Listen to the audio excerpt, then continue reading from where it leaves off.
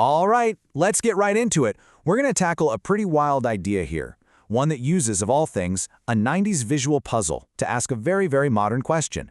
Are we all playing a game? A game that's been designed so we can't even see the rules, let alone find the exit. And this quote? This is our first clue. It points to a world where the story, the packaging, the shiny wrapper, it's become everything. We're sold these grand narratives, these identities, but how often do we really stop and check to see what's actually inside the box? So what on earth does a weird comedy film about toaster pastries have to do with a chaotic image like this one? Well, they both point to the exact same kind of manipulation. The goal is to get us to focus on the sugary, messy, distracting surface, so we never see the hidden reality buried underneath. Okay, let's start by taking a closer look at the game itself. It's described as this repetitive social loop, a system that's basically designed to keep us distracted, to keep us divided, and to keep us fighting over the same scraps century after century. Now, to really get how this game works, we got to talk about this businessman, Wisner.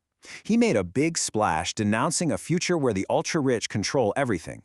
But when you dig into it, you see it's less of a heroic awakening and more like the tantrum of a player who suddenly realized his own comfy seat at the table was about to be pulled out from under him. And this, right here, perfectly illustrates the trap. See, Wisner is mad about the outcome of the game, sure, but he never stops to question the game itself. He doesn't see that wanting to oppress and wanting to not be oppressed are really just two sides of the same coin. He just wants his old spot back. He's still completely focused on the board, never thinking that maybe the board itself is the problem. And listen, this dynamic is nothing new. There's this repeating spiral of control that just echoes through history. The names change, yeah. It goes from the temple, to the bank, to the corporation, and hey, now it's the algorithm. But that underlying mechanism of power and distraction, it stays exactly the same. And the currency of the game? Well, it's evolved. It's not just about dollars and cents anymore. Today's wealth is symbolic. It's all about likes, online visibility, crafting the perfect personal brand, claiming some kind of moral superiority, or wrapping your entire identity up in a political flag. The game just found new, much more personal ways to keep us all competing. So, if we're all just stuck staring at this chaotic surface, how do we ever start to see the hidden dimension? Well, the idea is that we need to learn a whole new way of looking, a fundamental shift in our perception. And this is where that stereogram becomes the perfect metaphor. You know how these work, right? To see that hidden 3D image, you can't just stare harder at the messy 2D pattern. It doesn't work. You have to relax your focus. You have to look through the image. You have to stop trying so hard to see what's right on the surface to finally perceive what's hidden deep inside. And this is the absolute crucial point. The game works by keeping us trapped in these simple, surface-level battles. It's left versus right, us versus them, communist versus fascist. But when you shift your focus, just like with the stereogram, you start to see the bigger picture. You realize it's not a straight line with two opposing ends. It's a full 360-degree sphere of possibilities. There's a third position that was never even on the ballot. Which brings us all the way back to that strange movie, Unfrosted.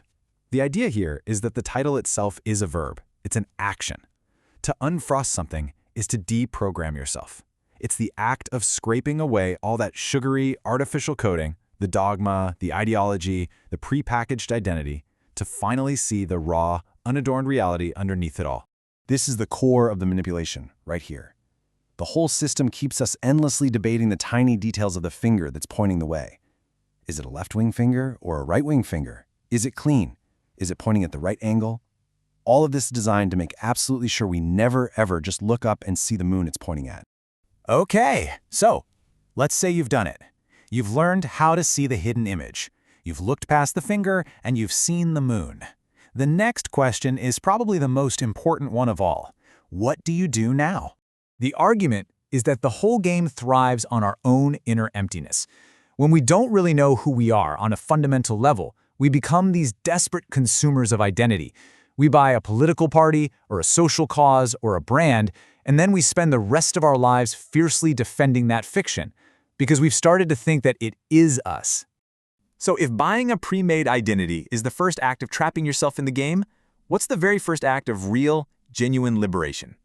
And the answer proposed is pretty radical. The first step isn't to choose a better leader or switch to a different party. It's to withdraw your participation from the political system entirely. A system designed from the ground up specifically to divide us, to distract us, and to keep the game going forever. Now, to be crystal clear, this isn't a call for apathy. It's not about doing nothing. It's a strategic withdrawal. It's the conscious decision to stop pouring your energy, your passion, your anger, and your hope into a system whose very survival depends on you believing that choosing between two pre-approved fingers is a meaningful choice. And that really leaves us with the final big thought. This whole elaborate structure, this social stereogram, it only holds power because we all collectively agree to keep staring at it.